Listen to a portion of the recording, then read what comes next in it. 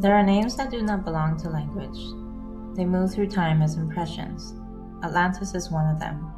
Not a place that can be pointed to, nor a story that can be completed, but a field of memory that continues to surface whenever the conditions allow. It appears first as an image, light moving through water, structures rising in impossible symmetry, surfaces that respond as though they are listening, a world that feels precise, alive, and already understood before it is seen. No one teaches this recognition, it arrives whole. There was a time when knowledge moved without resistance, when structure and awareness were not separate, when what was built was an extension of what was known within. Forms held frequency, sound carried instruction, water responded. Energy moved through designed pathways that did not require force to sustain them. It functioned because it was aligned. Then something subtle entered the field, not sudden or dramatic, a quiet divergence, a widening between knowing and the one who holds it, between structure and the state required to sustain it. The systems continued for a time, refined, impressive, expanding. Yet beneath the surface, pressure gathered, not from the world, but within it. There are moments in any civilization where expansion outruns coherence, where what can be done moves faster than what can be held. That threshold was crossed, and from there the unraveling began. It did not announce itself, it moved gradually. Small imbalances, shifts in response, structures holding strain that had once moved effortlessly. Water changing its behavior, energy no longer answering with the same precision. What had been seamless required effort. What had been stable required correction. And still it continued, until continuation was no longer sustainable.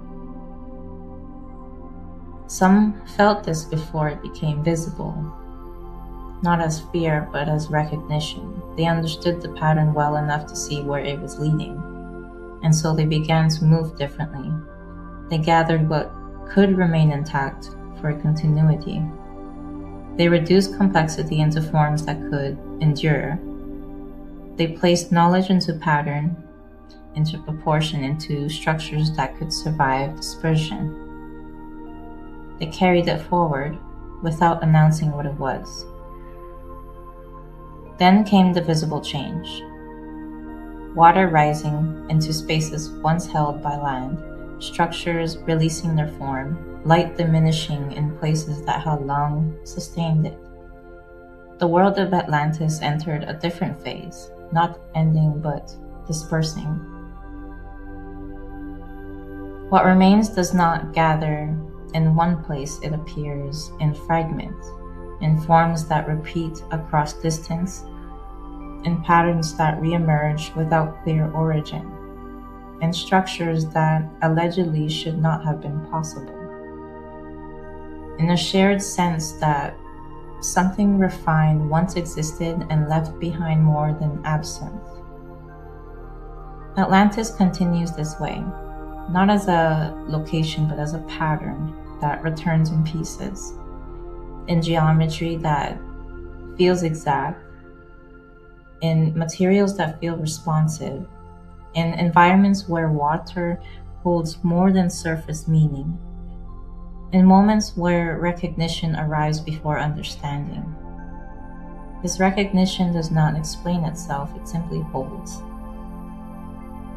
Every civilization carries a threshold, a point where what is created must remain in alignment to the one creating it. When that alignment holds, systems stabilize.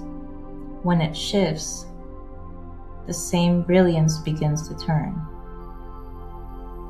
Atlantis is remembered because it reached that threshold, and because something of it was carried forward with enough precision to be recognized again. It remains now where memory and structure meet, not asking to be rebuilt, not waiting to return as it was, but present in pattern, in alignment, in the quiet awareness of those who can feel what once held and what caused it to release.